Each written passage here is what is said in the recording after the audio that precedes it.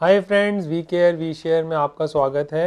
Hindi series में बीमारियों के अलावा जो नॉर्मल टॉपिक्स होते हैं, जो हॉट होते हैं बट उनके बारे में कम बात की जाती है या हिंदी में हमें वो सारे वीडियोस नहीं मिलते हैं, तो मेरी यही कोशिश है कि उस सीरीज़ में हम कुछ वीडियोस बनाएं।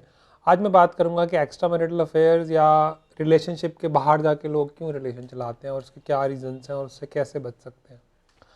बेसिकली क्या होता है, हमने एक वीडियो में बात की कि लस्ट क्या होता है या रोमांस क्या होता है। लस्ट का मतलब है हम सेक्सुअली किसी की तरफ अट्रैक्ट होते हैं, और रोमांस का मतलब भी यही है, जो जिसकी एक्सपायरी डेट लगभग 6 महीने से 2 साल की होती है, जो हमने इस वीडियो में डिस्कस भी किया था। तो उसकी वजह से क्या होता है कि उसके बाद हमें उसमें बहुत मज़ा आता है। रीज़न क्या है? लव तो ब्लाइंड होता है, हमें सामने वाले की गलतियाँ नज़र नहीं आती, सब कुछ अच्छा ही अच्छा लगता है, घंटियाँ बजने लगती हैं, तारे चमकने लगते हैं, रातों को नींद उड़ जाती है, भूख नहीं लगती है, प्यास नहीं लगती है, एंड सो ऑन। फिर उसके बाद क्या होता है, जैसे ही वो क्रैशिंग डाउन क्रैश होता है रोमांस या लव लस्ट 6 से 2 साल में, तो हमें वो मज़ा नहीं आता। जैसे लव मैरिजेज़ हों तो उसमें भी क्या होता है, या लोग कंप्लेन करते हैं, या शादी से पहले कोर्टशिप भी हो अरेंज मैरिजेज़ में, इसमें लोग एक दूसरे से ज़्यादा बातें करते हैं, सारी सारी रात बातें करते हैं, एक दूसरे की बातें सुनते हैं और उसमें बहुत इंटरेस्ट दिखाते हैं, बाद में वही बातों में वो गलतियाँ निकालने लगते हैं। तो कई लोग ना इस बात को समझ नहीं पाते कि ये एक्सपायर होना ही होना था, और इसका मेन पर्पस बेबी पैदा करना था और उसके बाद हमें नॉर्मल लाइफ में वापस आना था। बट ऐसा नहीं है कि नॉर्मल लाइफ में हम प्यार नहीं कर सकते या हमें सिर्फ रोमांस से ही काम चलाना पड़ेगा। बट काफ़ी लोग इस बात को नहीं समझ पाते, इसलिए वो इसी तरह के इमोशंस को बार बार ढूंढते रहते हैं। तो इसलिए वो एक रिलेशनशिप से दूसरे में, फिर तीसरे में, जैसे यंग लोगों के लिए तो वो अफोर्ड कर सकते हैं कि एक रिलेशनशिप उनका ब्रेकअप हुआ, फिर उन्होंने उससे कुछ सीखा या नहीं सीखा तो वो दूसरे रिलेशनशिप में चले गए।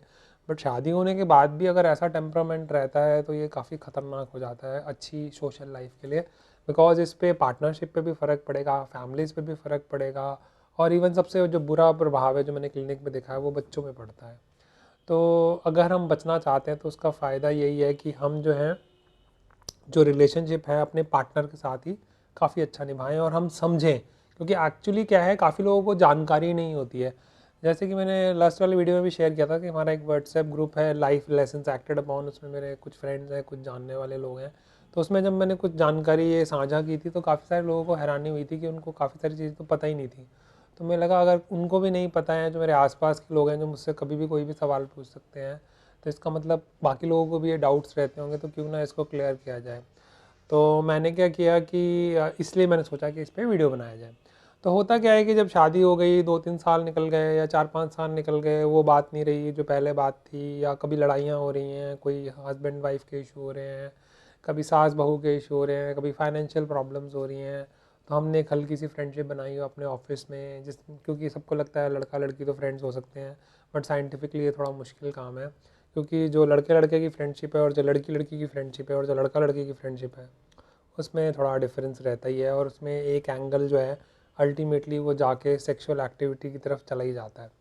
तो उसमें क्या होता है, स्टार्टिंग में आप शेयरिंग करते हैं, आपको बड़ा अच्छा लगता है, और वैसे ही वही रोमांटिक फीलिंग जो है दोबारा हल्की हल्की आने लगती है।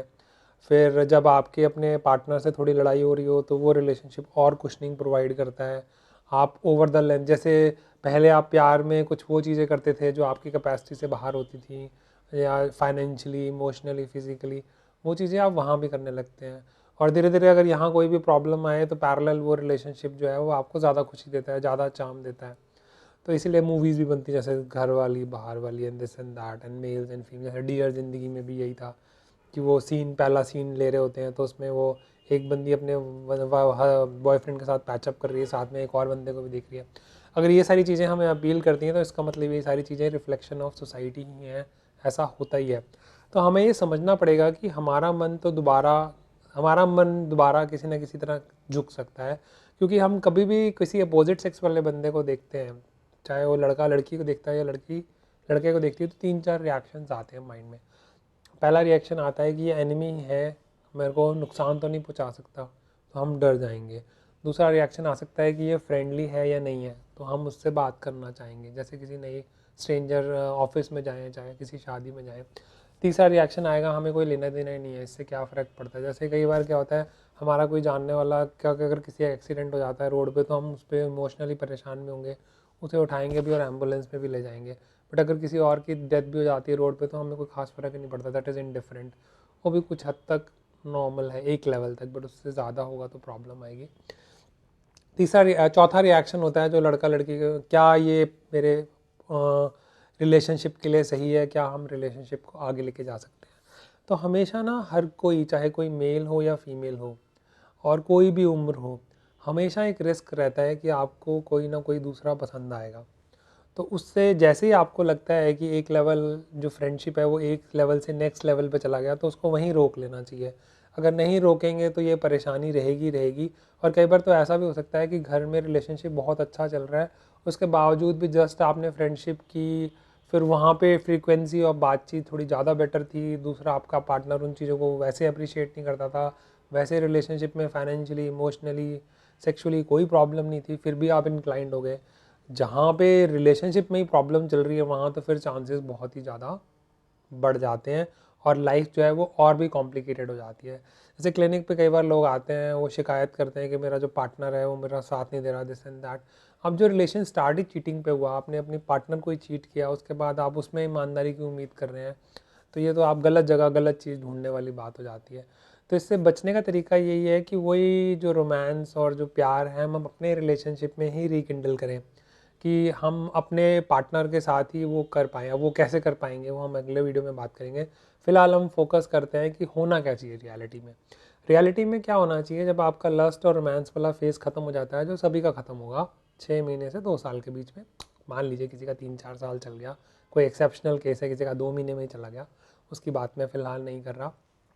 तो उसके बाद क्या करना चाहिए, उसके बाद हमें ना ज़िंदगी को समझना चाहिए, क्योंकि अब लव जो ब्लाइंड था वो उसमें तो हमें सामने वाले की कोई गलतियां नज़र नहीं आती थी, अब तो बट हमें सामने वाले की गलतियां नज़र आने लगी। तो अब क्या होगा, अब रियल टेस्ट होगा। ये 2 साल का टाइम मिला था हमें फ्रेंडशिप करने के लिए, सामने वाले को समझने के लिए और उसे एक्सेप्ट करने के लिए। क्योंकि अगर हम सामने वाले में कोई बदलाव चाहते हैं और उसके बाद उसको एक्सेप्ट करते हैं, फिर बड़ी प्रॉब्लम आती है। उसमें क्या होता है, हमने ज़िंदगी की चाबी सामने वाले को दे दी, हम उसको बोलते हैं तुम ऐसा ऐसा करोगे तो मैं तुम्हें प्यार करूँगा, नहीं तो नहीं करूँगा, जिसको बोलेंगे कंडीशनल लव। जबकि होना क्या चाहिए, अनकंडीशनल लव। वो बच्चों के लिए भी होना चाहिए, अपने पार्टनर के लिए भी होना चाहिए। जैसे बच्चों के लिए मैं आपको सिंपल एग्जांपल देता हूँ कि बच्चे के मान लीजिए ड्रामेटिकली मैं आपको बोलूँ 15 में से 0 मार्क्स आए, तो वो मेरा बेटा ही नहीं है, पता नहीं मेरा है भी या नहीं। और अगर 15 में से 15 आए तो वो मेरा बेटा है, मेरा लाल है, या मेरी लाली है, या मेरी बिटिया है। तो ऐसा नहीं होना चाहिए। अनकंडीशनल लव क्या होगा, जैसे बच्चों को सबसे ज़्यादा ज़रूरत कब होती है पेरेंट्स की, जब वो मुश्किल में हो, उसी तरह हमारे पार्टनर को सबसे ज़्यादा दिक्कत कब होती है, जब वो मुश्किल में हो। तो बजाय ये पार्टनर जब आप पे चिल्लाता है या कोई किसी बात पे, गलत बात पे भी चिल्लाता है जो आपके हिसाब से आप सही हैं, तो उस टाइम आप सोच सकते हैं या रुक सकते हैं और पूछ सकते हैं कि आप आज कुछ हुआ तो नहीं, दिन में कोई प्रॉब्लम तो नहीं आई, कोई बात तो नहीं हुई, कोई बात शेयर करने वाली तो नहीं है। क्योंकि रिलेशनशिप में हमें क्या चाहिए, 2 चीज़ें चाहिए, एक टाइम स्पेंडिंग चाहिए और एक कम्युनिकेशन चाहिए। हम सामने वाले को एक फिक्स्ड टाइम दें, उसके बाद हम उससे कम्युनिकेट करें। अगर हम उसको फ़िक्स टाइम देते हैं कि हम हफ्ते में कम से कम आधा घंटा रोज़ बात करेंगे, और कई लोग जो है रोज़ बात करना अफोर्ड नहीं कर सकते, तो हम कम से कम हफ्ते में 2 या 3 दिन बात करेंगे, या संडे को एटलीस्ट हम हाफ डे इकट्ठा स्पेंड करेंगे, या मूवी देखेंगे या कुछ खाने जाएंगे। क्योंकि यही सब वो चीज़ें हैं जो हम रोमांस में भी करते थे। हम मूवीज़ देखने जाते थे, हम लोग इकट्ठे खाना खाते थे, हम नई जगह एक्सप्लोर करते थे। तो अगर आपको अपनी एक्स्ट्रा मैरिटल अफेयर से दूर रहना है, तो आप अपनी लाइफ में भी रोमांस रिकिंडल कर सकते हैं। आप इकट्ठे ट्रैवलिंग पे जा सकते हैं, इकट्ठे खाना खा सकते हैं, और इकट्ठे जो है हस्बैंड वाइफ मिल के एक्टिविटी कर सकते हैं। जैसे कई मेल्स को आइडिया नहीं होगा, अगर आपके घर में मेड नहीं है, तो अगर आप अपनी वाइफ के बर्तन साफ़ करने में भी हेल्प करा दे तो वो भी उसके लिए काफ़ी रोमांटिक एक्टिविटी है। उसके लिए खाना बना दे तो ये भी बहुत रोमांटिक एक्टिविटी है फीमेल के लिए। क्योंकि फीमेल और मेल का रोमांस थोड़ा डिफरेंट होता है।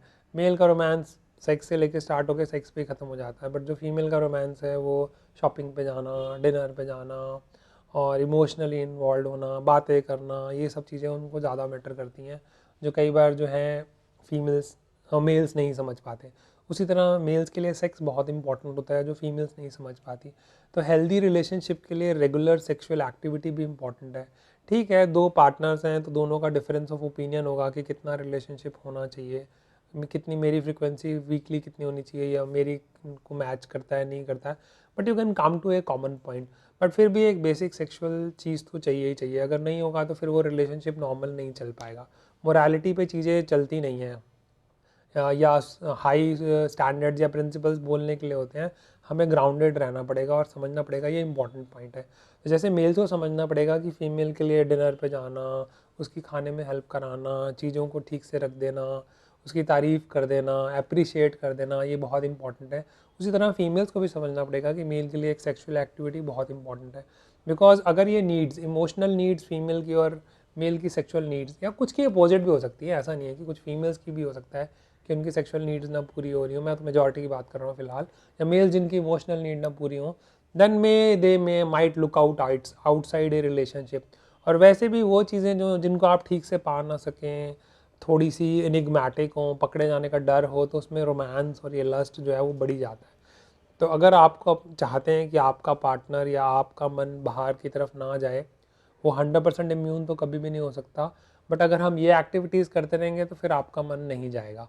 और अगर जाएगा, कुछ होगा भी तो आप अपने पार्टनर से शेयर कर सकते हैं और वो वहीं बात को वहीं ख़त्म कर सकते हैं। तो ज़्यादा ओपन माइंडेड होने का मतलब कोई ख़ास लॉजिक नहीं है। मुझे तो जैसे जो लिव इन रिलेशनशिप्स हैं ये भी रेंटेड अकोमोडेशंस की तरह होते हैं या पेस्ट्री की तरह होते हैं। बेसिकली प्रॉब्लम क्या है कि आप कोई रिस्पॉन्सिबिलिटी नहीं लेना चाहते, बट आप इन्जॉयमेंट फुल चाहते हैं। आप उसमें सेक्सुअल इन्जॉयमेंट भी चाहते हैं, आप घूमना फिरना भी चाहते हैं, खाना पीना भी चाहते हैं, बट किसी तरह की कोई रिस्पॉन्सिबिलिटी नहीं चाहते। तब उसमें क्या है, अब शादी में क्या है, कम से कम ये मुसीबत तो है कि अगर आपने शादी कर ली है तो अगर आपको तोड़ना है तो उसमें लंबा चौड़ा लीगल प्रोसेस है, फैमिली प्रोसेस है, आपके कमिटमेंट बहुत ज़्यादा है financially, emotionally. Live in relationship में तो ऐसी कोई प्रॉब्लम ही नहीं है। तो स्टार्टिंग में लोगों को बहुत मज़ा आता है जब तक वो रोमांस या लस्ट पे चल रहा होता है। जैसे ही वो रोमांस और लस्ट ख़त्म हो जाता है, जैसे आप रेंटेड हाउस में जो है ज़्यादा अपना इंटीरियर डेकोरेशन पे खर्चा नहीं करेंगे, सोच समझ की चीज़ें लाएंगे, आपको लगता है कि मैंने किराए का घर बदलना है। तो उसी तरह अगर आप कमिटेड ही नहीं होंगे किसी रिलेशनशिप पे, और कमिटमेंट क्यों मांगता है, नेचर कमिटमेंट मांगता है, मैं कमिटमेंट नहीं मांग रहा, नेचर कमिटमेंट मांगता है। बिकॉज नेचर को क्या चाहिए कि अल्टीमेटली लड़का लड़की हैं तो उनका बेबी होगा। बेबी कैसा पेरेंट्स को चाहेगा, जो स्टेबल होंगे, जो उसका ध्यान रखेंगे। तो अगर हम किसी रिलेशनशिप में जाना चाहते हैं तो हम ऐसा नहीं कर सकते कि सिर्फ मज़े ही मज़े लें और रिस्पॉन्सिबिलिटी ना लें। तो हमें रिस्पॉन्सिबिलिटी लेनी पड़ेगी। और ऐसा होता भी है कपल्स में, जब रोमांस होता है, ख़त्म हो जाता है, तो बच्चों के साथ रोमांस चालू हो जाता है। आप बच्चों के लिए सब कुछ करना चाहते हैं, उनके साथ उनकी ज़िंदगी में कुछ डिफरेंस क्रिएट करना चाहते हैं। तो नेचर ने बाय डिफ़ॉल्ट मैकेनिज़्म ही ऐसे बना रखे हैं कि आप इन्वॉल्व रहें, सोशल प्रेशर रहे आप पे, आप एक दूसरे के साथ रोमांटिकली इन्वॉल्व हो। बच्चे, कई शादियां तो चली इसलिए रही होती हैं कि वो बच्चों से रिलेटेड है। बट अगर हम थोड़ा सा मेहनत करें, अपनी वाइफ को समझने की कोशिश करें, उसके लिए जो रोमांटिकली इंपॉर्टेंट एक्टिविटीज़ हैं, और हस्बैंड जो है वो, वाइफ्स जो हैं वो हस्बैंड की सेक्सुअल नीड्स या बाकी चीज़ों को समझने की कोशिश करें, या इंटरेस्ट को, तो उसमें क्या होता है, सामने वाले के लिए वो बातें बोरिंग भी हो सकती हैं, बट फिर भी अगर हम दिल से सुनते हैं, बैठते हैं, और कई लोग तो मैंने देखा है बैठ के सिर्फ चाय पिएं और बात ना करें तब भी उन्हें कंफर्टेबल लगता है। और बहुत सारे मैंने देखा है मेल्स को ये गलतफहमी भी होती है कि अगर वाइफ से बात करेंगे तो खर्चा ही होगा। ऐसा कुछ नहीं है। बहुत सारी फीमेल्स होती हैं जो सिर्फ टिक्की खाने से, गोलगप्पे खाने से, घूमने से, मूवी देखने से ही खुश हो जाती हैं। हर किसी को सोने के सेट या डायमंड के हार नहीं चाहिए। आप कम से कम पहले जाके पार्टनर से पूछ तो लें कि उसको चाहिए क्या। तो अगर हम अपने पार्टनर के साथ ये सारी चीज़ें करेंगे, हम कम्युनिकेट करेंगे, हम बातें करेंगे, हमारी सेक्सुअल एक्टिविटी भी नॉर्मल होगी, तो हमारा मन जो है वो इधर उधर नहीं जाएगा और हम ज़िंदगी को ढंग से जी पाएंगे, इंजॉय कर पाएंगे। और वो जो फीलिंग है उस लेवल पे अगर ना भी आ पाए, 60-70% भी आ जाए तो मोर देन सफिशेंट है। बिकॉज यहाँ तक रिसर्चेज अवेलेबल हैं कि शादी के टाइम या रिलेशनशिप के टाइम जो सेक्सुअल एक्टिविटी का लेवल आपका हुआ करता था फर्स्ट ईयर में, अगर 2 साल के बाद वो 60-70% भी रह जाता है तो यू आर ऑसम। अगर वो 40% तक भी रहता है तो आपकी ज़िंदगी चल जाएगी। बट अगर वो 20-30% पर ही आ जाता है तो हो सकता है रिलेशनशिप की जो है थोड़ी प्रॉब्लम हो जाए। तो ये सब चीज़ें अगर हम करेंगे तो एक तो हमारा मन नहीं भटकेगा, दूसरा हमारे अपने रिलेशनशिप में ही काफ़ी प्यार रहेगा। तो आज के लिए दोस्तों इतना ही। Thank you.